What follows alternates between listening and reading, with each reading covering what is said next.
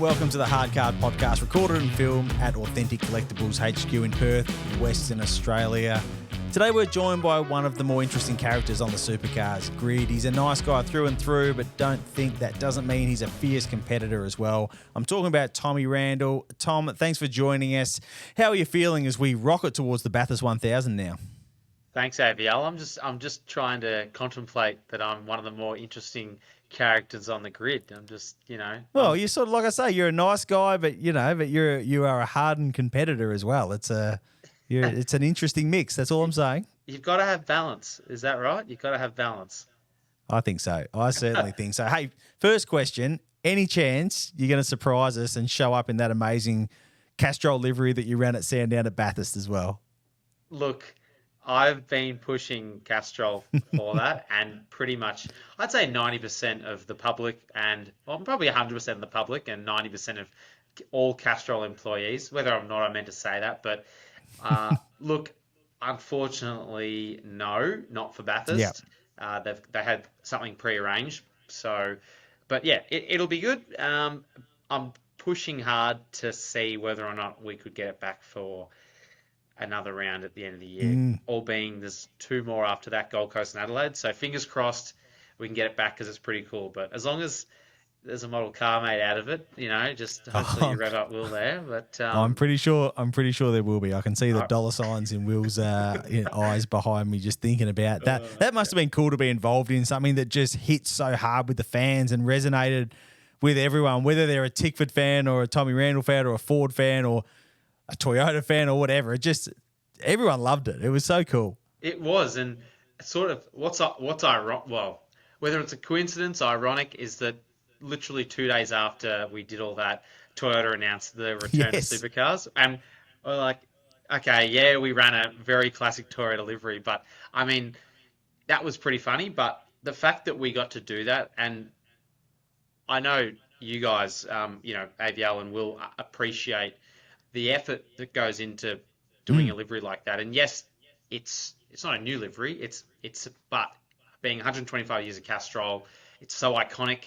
That livery, it's such an iconic Castrol livery, and it was on the Keselowski car, the RFK Mustang at Darlington earlier in the year, and it's been on the British Rallycross or the British Rally cars as well this year. And the fact that we had other partners on the car change their corporate colours to suit the look of the car as well, and just to get obviously Castrol sign off on doing that. I mean, it's not just as simple as slapping it on the car and that's it. Exactly. There's so many moving parts. Then you got the design team at Tickford that's got to design it to suit the Mustang, and then you've got the Tom and Hayden, our sign writers. Connor's the designer, and then there's quite a lot of moving parts. There was the launch video, so we used the spare car for that because it was actually filmed on the Thursday of Simmons Plains. So we had a spare car running around at Calder to get all the capture all the footage.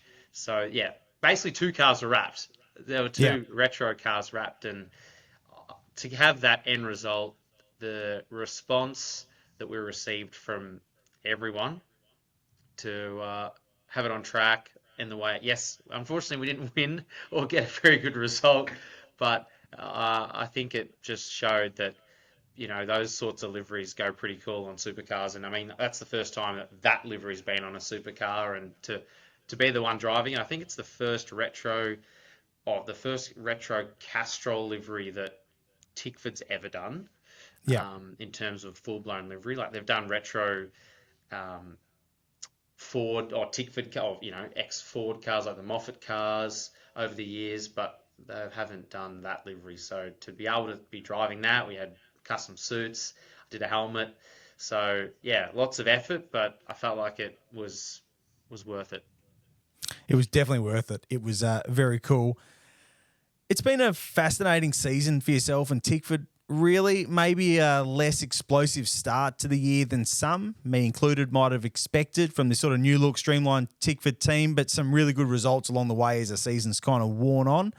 How do you rate your year to this point? How do I rate my year?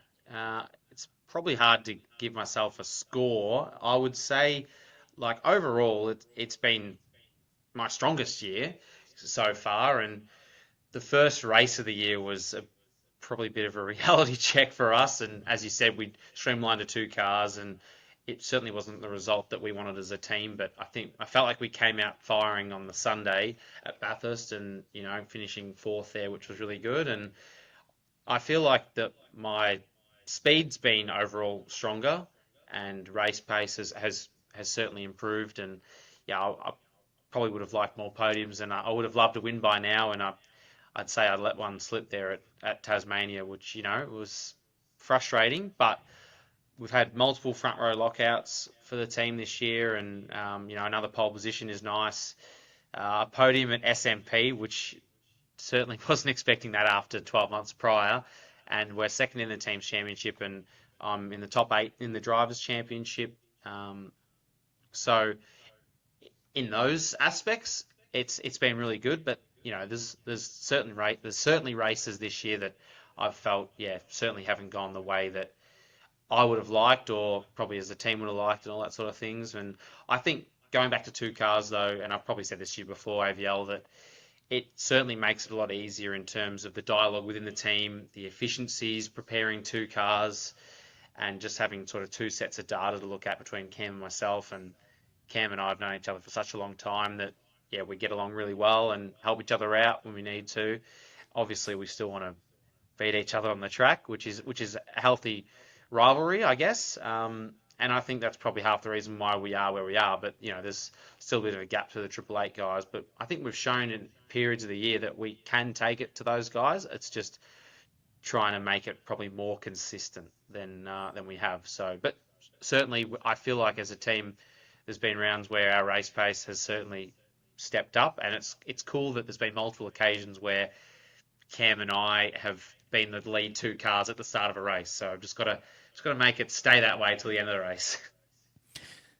I mean, as you talk about Cam, you talk about the streamline to two cars. It does put you in a position where you are directly competing against Cam. Yep. He's one of the absolute best in the categories. Like, what's that like? How tough is it to be matched up against a bloke that fast? And on the flip side of that, how nice is it to know that if you're matching him, you must be doing something pretty right? I think Cam is, like you just said, he's probably in the top 3 best drivers on the grid, and I think this is his 9th year in the category, so he knows the tyre so well, and I mean he knows the supercar well. Yes, we're in Gen 3, but he well and truly knows how to drive. He does all his sprint car stuff. We teamed up for the Bathurst 12 Hour this year, and I think being able to be teammates with him and sort of work off each other, and when he's able to help me out with certain things, I feel like it works really well. And ultimately, we want the best for the team, and I think that's showing. And certainly when there's those occasions where I've been able to, whether it's out qualify him or beat him in a race, it feels good knowing that I can match him, or in certain times be quicker than him. And ideally, I'd like to be quicker than him on every occasion, but you've got to be realistic and know that he certainly knows how to drive. And I think when you're being able to have those performances where we've locked out the front row together on multiple occasions, I think it shows that we can be matched for speed, which is really nice. It's just I just personally need to be more consistent with that, and that's just going to help the team as well. And I think that's only going to come with more experience too. At least that experience is coming with a benchmark like Cam, but right, like what a guy to be up against to try and work out exactly where you're at week in, week out. Oh, 100%. I mean, there's to have him as the benchmark, and as I just said before, and you would agree that he is one of the top guys. And if he's having an off day, it's not really. It's very rarely is it due to Cam. He's always got the Mustang normally up the front, and if he doesn't, there's normally a good reason for it. So and he's a qualifying benchmark as well this year. I think he has 5 pole positions or something. So to have that in the team, and he knows the guys and the girls at the team so well. He's been there for so long. He's probably the most loyal driver on the grid. I mean, he's effectively done majority of his Dunlop series there, and he's been at Tickford as a main series driver since the start of his career. So not a lot of drivers, like full-time drivers on the grid now, can say that. I'm just trying to think who would come second to being with the team for that long, or from day dot. So, Yeah. it's a real testament of Cam's loyalty to the team, and the team's loyalty to Cam as well. And I think that's why he produces the results he does, or that's part of it, because there's that element of trust there within the team, and it's probably no different to me as well. I had a short spell at Matt White and BJR as a co-driver to Nick Percat, but apart from that, I've pretty much my whole supercars career has been with Tickford as well. So I know them very well as well, and as I said, I know Cam very well too. So those relationships, I think, and that trust that you build up with everyone really helps with the on-track results. How long are you going to keep us waiting for that first win, Tommy? I know that's I just have this feeling that you're going to get one and the floodgates are really going to open. Like, you've been close on occasions, you're knocking on the door. How far away is it? Well, I'll tell you, I hope it's the next race, Aviel. Yes. I hope it's Yeah. Bathurst. Yeah. Yeah, it's bloody frustrating. Don't worry about that. It's got to happen, and I hope it does. Obviously, I hope it does. I want to win a championship. I'd love to win multiple championships, and that's going to come from winning races and banking good points. And like you said, we've been close on multiple occasions. It just, hasn't quite fell through. And the last one was a really good opportunity, which, I threw away, and I was very open, I felt, with that. And, I was quite disappointed in myself, and learn a lot from that and what I can do better as well. So, I hope it's very soon, AVL. There's still some great opportunities in the rest of the season, and it'd be such a great way to repay not only the team, but all my family, supporters, everyone that's stuck by me. And it'd be icing on the cake after, my own personal challenges that I've been through and what it's taken to get to this level. It's so hard to get to supercars. So to get that hopefully elusive first win would mean a lot. You touched on it just there. We can't review the season so far without, talking about Tasmania. You did so many things right. A couple of critical mistakes at the hairpin, one on the first lap, one towards the end. We won't dwell on exactly what happened, but you mentioned you learnt a lot from that. What have you taken from that? What has the sort of rebuilding phase coming on out the other side of that weekend been like? Well, just talking with the team, obviously, and now we've got our performance coach, AK, as he's known, just discussing, I guess, what I was dealing with, if you like, or what I was thinking, or my processes at that point, and how we, if I was in that situation again, what I could do better. So certainly reviewed it.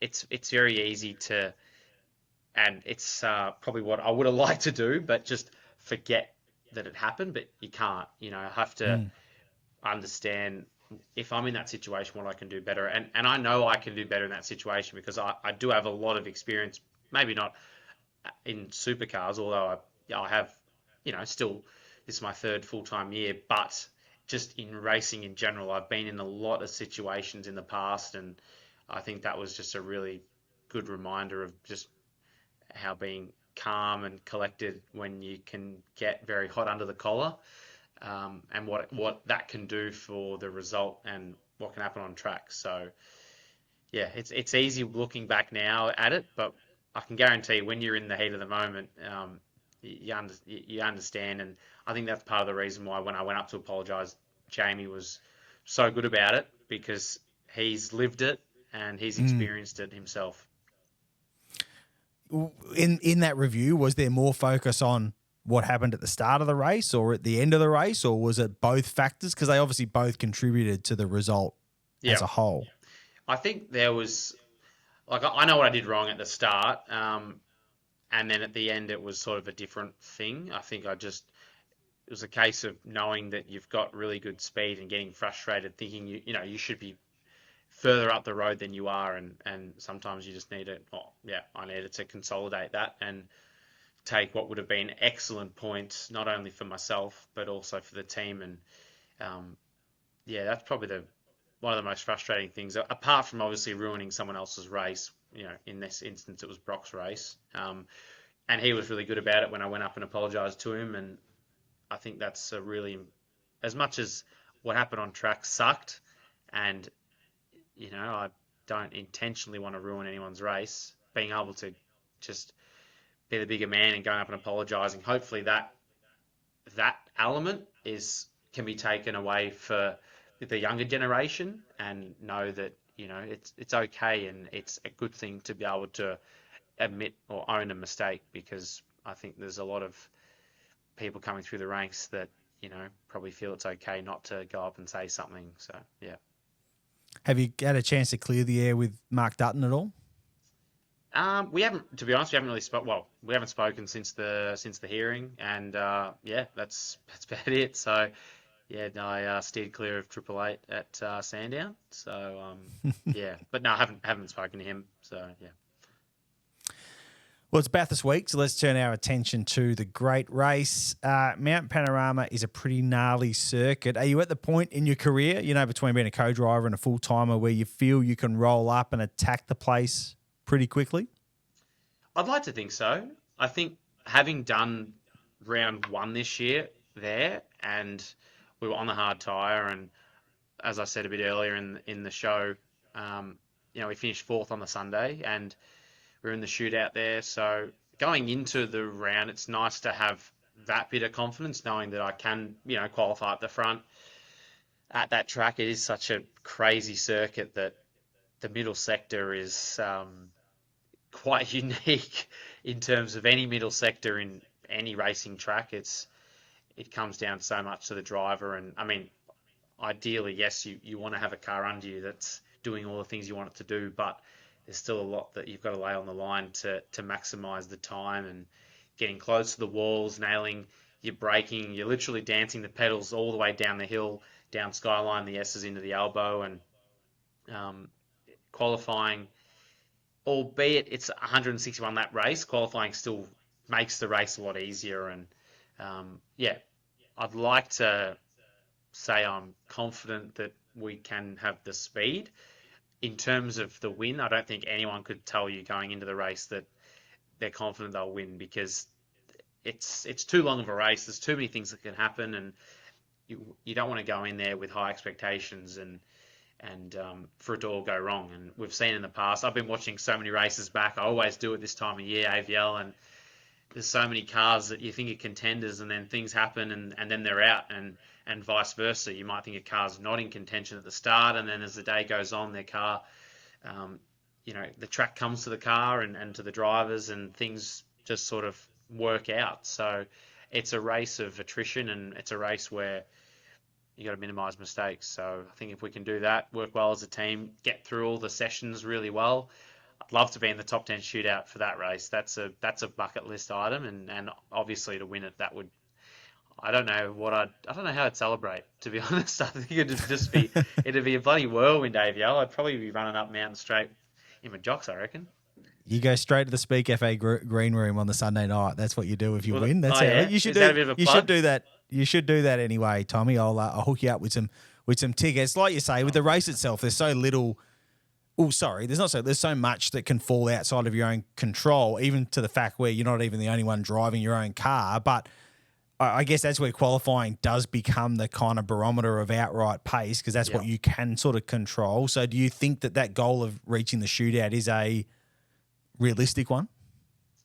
I mean, I'd like to think so, but the year's been just so competitive. I mean, every time we roll up, in the past, I know the team has kind of been, maybe not necessarily with me, pre myself, it's kind of been like they've just planned that they'll be in the shootout, and not that you don't want to plan to be in it, but I think these days it's like we may not make it. It's so tight, and Tasmania was like half a second was the whole field, and I mean, yeah, I know that wasn't a shootout, but that just shows how close the racing is. And Sandown, it hailed 5 minutes before quali. So ideally, yes, you're in the shootout. And if you're in the shootout, it means you got a fast car. But is that a fast car on low tanks, like low fuel, or can you have a car that manages its tyres as well? It's all well and good it being quick over one lap, but how does it manage its tyres? Is it good on a high tank of fuel? Is it good when the UV's out? There's so many variables. So as we've seen in the past, it's not always the car that puts it on pole. That in fact, it's normally less cases than that where the car on pole wins the race. So um, yeah, like the year Lowndesy won, I think he was 11th, or he was out of the 10, and he won in 2018. So it's one of those races, as you know, AVL, that it's hard to give a true form guide. It sure is. Tyler is probably a co-driver that flies under the radar a bit. He's not one of the sort of big name co-drivers in the field, but you see the data on test days. You've seen the data from Sandown. How does he actually go, Tyler, in that co-driver role?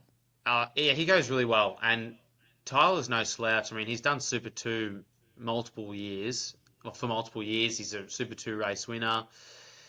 This will be his fourth Bathurst 1000 as a co-driver, and he was really fast there last year as Declan's co-driver, and he was also really strong at Sandown last time out. And him and I are sort of polar opposite in terms of personalities. I'm very outgoing, as you probably know, and Tyler's quite a shy guy. He's from Dubbo. He just gets the job done up there, and he comes down, and he's like a FIFO. He just jumps down, hops in the car, does the job, and gets out. And we speak the same language with the car in terms of our feelings for it, or what we feel from the car, which is handy. So yeah, he's done plenty of laps there. He raced the 6 hour there this year, and yeah, I have no doubt that he'll be good. He'll be fast, and at the end of the day, I think it's going to be interesting, the fact that the main driver has to start now, and how that's going to impact the strategy for later in the race, because the stints are a lot longer now with this new car being a much larger fuel tank. So I'm not sure quite yet what will be the best way to go with the strategy. Where do you sit on the main drivers having to start the race? Are you a fan, or are you like a lot of people that sort of would prefer it just to be open and teams to have complete freedom over how they strategize the race? I prefer it open. I think you shouldn't be forced to run your main driver. You look at other sports, and you look at cricket, I mean, the Australian cricket team is not told who has to be the opening batsman. That they choose who they want to lead out for the Boxing Day test or for the Ashes or whatever it might be. I feel like that's how it should be for us. It should be up to the team to decide who starts the race. And one thing I miss from this car is the co-driver light. It was always really handy being able to see who's in the car, when you're like watching old races, and even when you're just watching as a fan on the hill. All you had to do was, if you weren't following the timing or the TV, and you were just listening to the radio or the track commentary, all you had to do was look at the car, you see that the green light's on, and oh yep, Coey's in, or vice versa. So yeah, it'd be good to get that back, I reckon, but that won't be a this year thing. But yeah, I think back to your point, it should Where are be you free, sitting on the in my opinion. concern scale when it comes to reliability, just with some of the question marks that have been raised in the build-up and after Sandown about, some of the Ford engine issues? To be honest, I've just tried to stay out of it all, and yeah, it'll be what it'll be. I mean, I know that Ford are working super hard to make sure they're right, and it's kind of out of our control. We'll get the engines when we get them, and they'll be bolted in, and fingers crossed that there's no issues. So I don't really know what else to say. I mean, obviously we want to go to Bathurst knowing that we have reliable engines, that they're fast, and I mean everyone does every year. So it's just going to be a case of getting there and seeing what we've got. So, but yeah, I'm sure there'd be a lot going on in the engine department. It'd be pretty busy up there, I reckon. So I'm sure they're well aware what's at stake, and it's just probably obviously ill-timed that it happened the round before the 1000. Like it couldn't have happened for a worse round, really. Yeah, It's exactly. just, Yeah, and yeah. it's probably an element of Sandown being so harsh on the cars and the engine going over those curbs. There's so much time where you part throttle. There's so many bumps at that track, and it probably exaggerates the issues. So, whereas Bathurst is a lot smoother, but I guess we'll just wait and see. Yeah, might have to jump in the front and do old Freddie Flintstone. No, I think we'll be right. We'll be right. And just in terms of the pace of the Mustang, I mean, as someone who's been driving a Gen 3 Mustang for the last 2 years, the suggestion that the overseas dyno testing kind of highlighted that the Ford might even be a little better at the top end. Was that surprising given the fact we've all seen Camaros go so well at circuits with long straights? Well, yeah, this is the thing. I haven't been told anything directly from Ford. I've only really read what's in the news, so I honestly don't know the true outcome of the AVL, and I don't know what level of motor was used in the AVL. So yeah, we'll just have to wait and see what the outcome is. All right, let's finish with the Authentic Collectables Top 10 Shootout, 10 rapid-fire questions, and unsurprisingly, some are related to collectibles. Tommy, who was your sporting idol growing up? Sporting idol. I'd say it was probably Fernando Alonso. Was a big one. Yeah, And you got to take him for I a ride. You got to did. go for a Yeah, ride with I didn't him as take well. him. That's He took amazing. me. Yeah, that's right. He took Yeah, you. That's yeah. right. Amazing. Did you ever collect any motor racing memorabilia, posters, whatever, when you were Yeah, I younger? did. Yeah, I collected a lot of magazines. I collected in like the Herald Sun. There'd be like when the Grand Prix was on or when Bathurst was on. Right in the middle, there'd be the poster of it could have been who the car was on pole or whatever it might be. So I always like my room was just filled with posters and photos and stuff like that. So yeah, I was big time into motorsport from a young age. Plenty of Dean Randle posters up on the wall as well with the big. There may be a couple. Yeah. Do you collect things from your own motorsport career? Yes, I do. I collect, well, ideally collect trophies. I've Hmm. got a few of my model cars from Supercars and Super 2. I've collected pretty much every lanyard that I've ever had well, from the start. I've kept nearly every lanyard and whatever pass it might be that's on there, or yeah, I've literally got it in my cupboard. There's just heaps of them. And when I was in the UK as well, I kept them. And then I don't know why, but like every track day wristband when I was when I was overseas, I kept all those. So yeah, I don't know why I kept those, but yeah, I've kept those. Hats, What's your all those favorite sorts of piece? things. Yeah.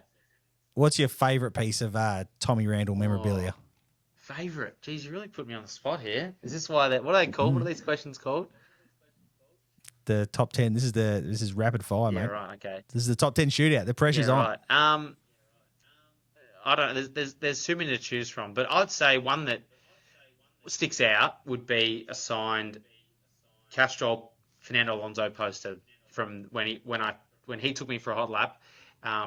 They made up a poster and Fernando Alonso wrote a message and signed it. That's probably up there. Some trophies, That's does that yeah. count? Some of my trophies? Well, not really. Yeah. Yeah, there'd be some. Well, nah, trophies maybe not, but the Fernando one Yeah, counts. okay. That's a All good right, one. cool. That makes Yep. sense. Yeah, we'll go with that. Do you collect anything from outside of motorsport? I can see a model train over your shoulder Yeah, there. there is a model train. We actually one of Dad's old friends years ago, probably 20 years, 30 years ago, built a full scale, like sorry, not full size, but probably Yes. it was probably 30 or 40 foot long model railway kit, and yeah, every train he built by hand. So that's one of them back there. There's a whole bunch of them at home. Um, so yeah, that's pretty cool. What's more fun to drive, the Mustang supercar or the Saab sports sedan? Oh, I don't know. I mean, they're both their own things. I probably can't give you a great answer. Like the Mustang's set up so well, and that's my career, that's my job. But the sports sedan scares the absolute living crap out of me. So yeah, that can be pretty fun when you're doing 290 down 295 into turn one at Phillip Island. But I love them both. Or when it's 5:30 in the morning at the Oh, bend that and the as tire, well. you Yeah, can't when get the you're tires at to switch freaking on. 6:30 a.m. and the sun's only just risen. So yeah. They're both great in their own way. Do you miss racing open wheelers at all? I think I can see the rear end plate of a rear wing behind you there. Do you miss the old open wheel days? Is that a question? Like, is that a quick? Yeah, I do. Yeah, I love the open wheelers. I love my open wheelers, and I mean they're proper race cars. They're purpose built. You know, you're sitting in the middle. You've got every wheel's exposed. Have had some great memories in open wheels and open wheelers, but I love where I am now. I'm very fortunate where I am now. But I got a chance to drive a Formula Renault 3.5 again at the start of last year at the Bend through Yasser Shahin, and it just reminded me how insanely cool those cars are.